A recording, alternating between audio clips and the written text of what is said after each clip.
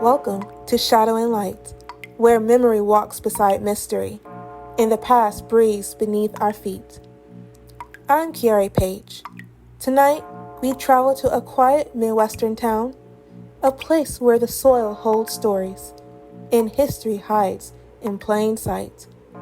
They say every town has two lives, one above ground and one beneath. This is a town beneath.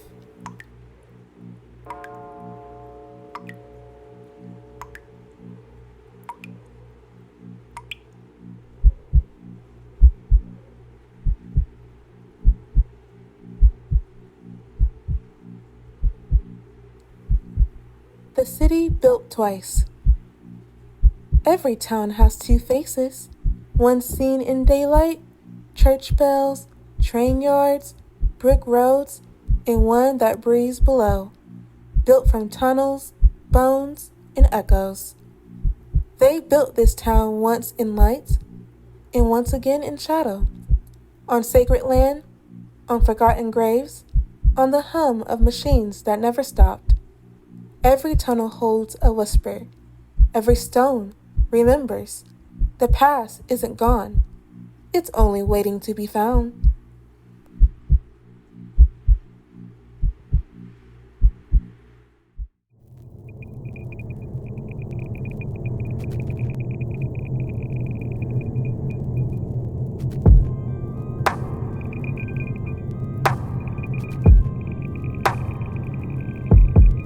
The powerhouse.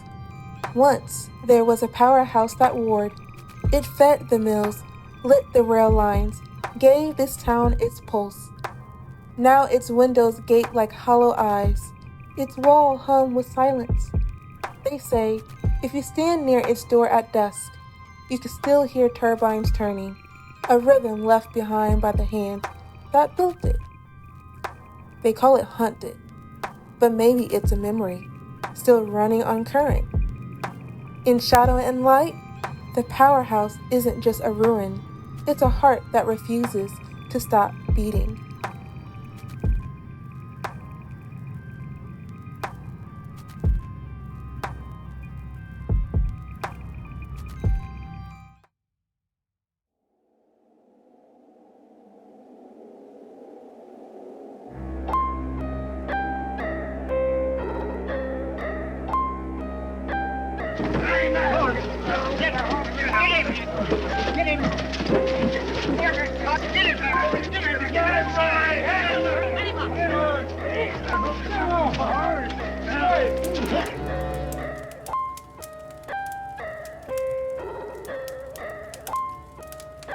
Hell's Half Acre.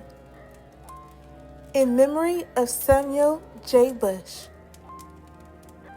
While the powerhouse fed the city lights, another engine burned beneath, a quarter of streets where mercy seldom walked. They called it Hell's Half Acre, where whiskey bought forgiveness and sin paid rent in coins and blood. But in 1893, the fire found a new fuel. Samuel J. Bush, accused, condemned, and dragged beneath a hungry mob. No trial, no voice, only smoke and silence. The land took his body, the air took his scream. And the town kept on breathing, pretending not to hear.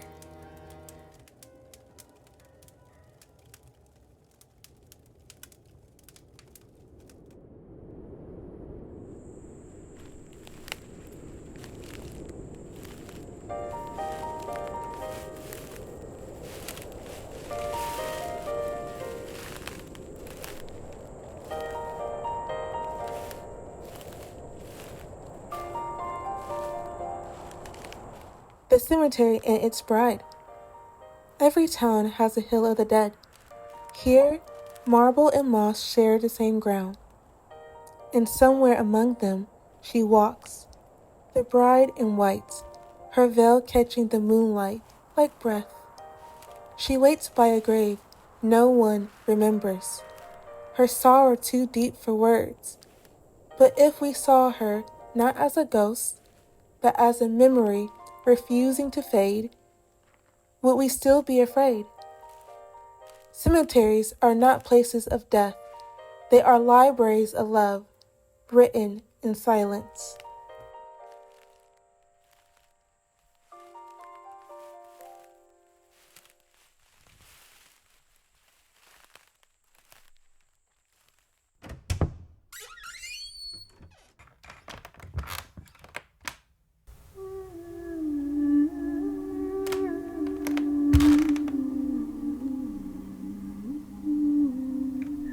The Culver House. And then there's the house. Grand, still, heavy with silence. They say a woman's voice lingers there. Not a cry, but a conversation. Curtains that move when no wind blows. Footsteps circling the parlor. The Culver House isn't angry. It remembers. Some walls hold on too tightly to the love that's gone. Not every haunting is a warning. Some are just longing that they never found its rest.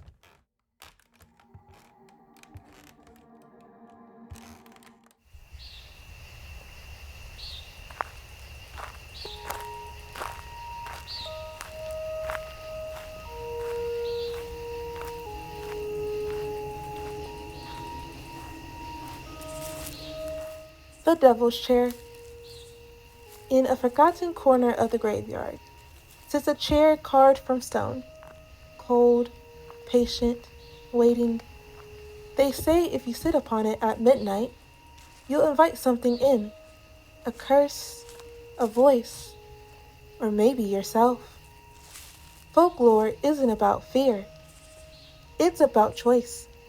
To sit is to face your shadow, to listen for what haunts you, and to ask why. Every soul has a devil's chair, a place where we confront what we've buried and choose whether to rise again.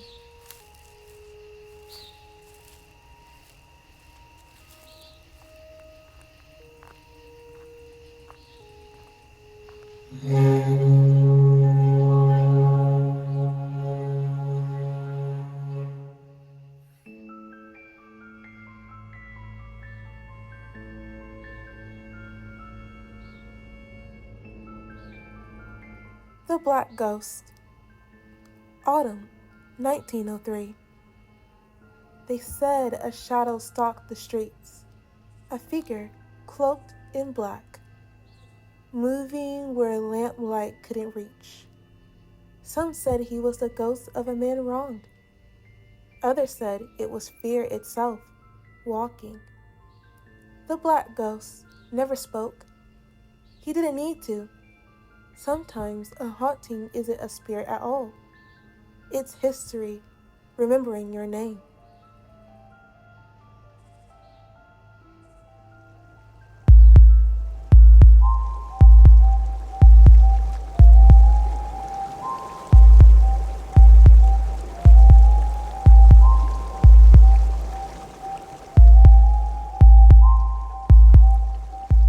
The Sacred Ground. Before the bricks, before the mills and whistles, the land was sacred. The first people sang to the river and the wind, burying ancestors with care, trusting the soil to keep their stories.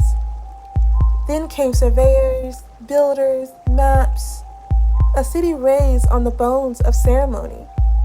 They called it progress. The earth called it theft.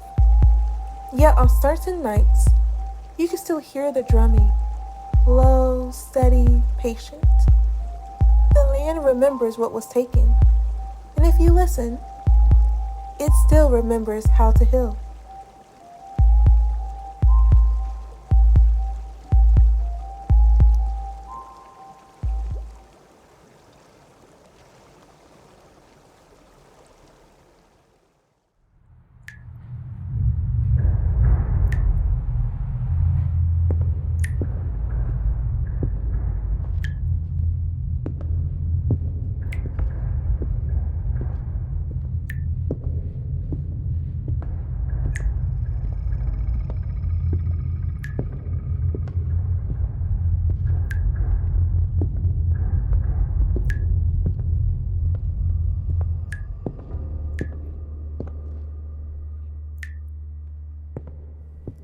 The tunnels below.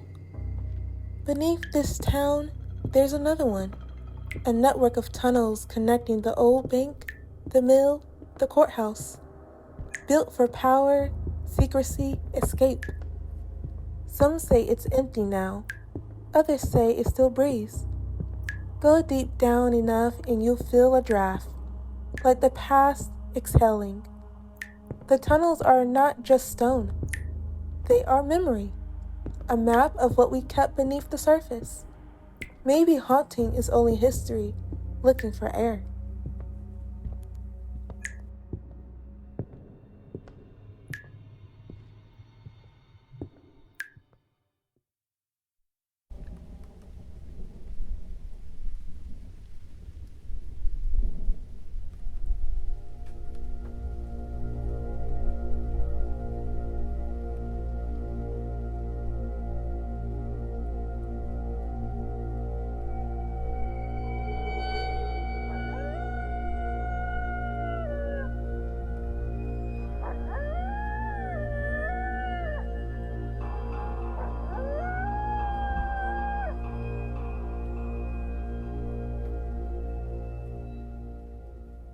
The Hounds of Hell Hollow. Down by the river, where fog kisses the trees, they whisper of the Hounds of Hell Hollow. Men who became monsters, or monsters who wore men's faces. They hollowed before the storms came, meeting in the ravine to batter souls for silence. Maybe they were never real. Maybe they were what the town imagined when it couldn't face itself. Every place invents its demons. The trick is learning who taught it how.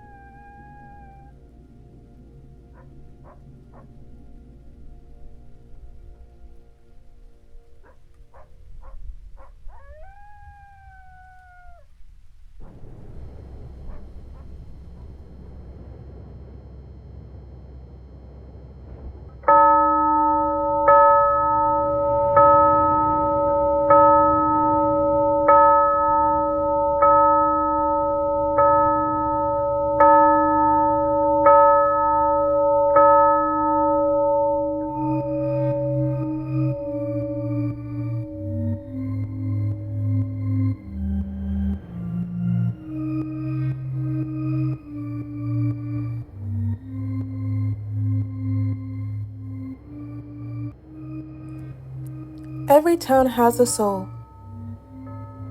Every town has a soul. Some whisper, some wail, some hum through wire and dust. This one speaks in layers, a hymn of water and machinery, of footsteps and forgotten names. It is not gone. It is only sleeping, waiting for someone to listen.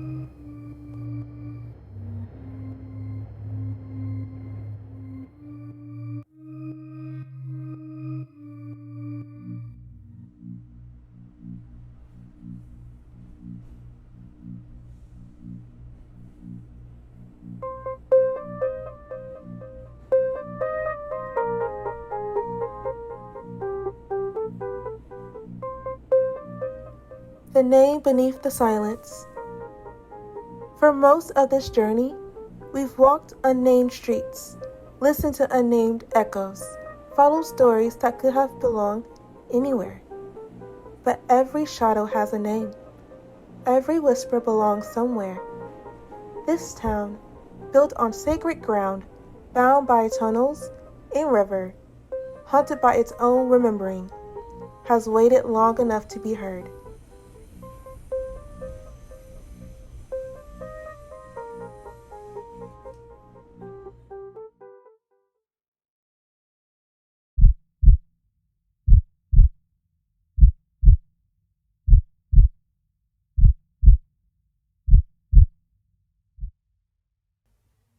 Hello, Decatur.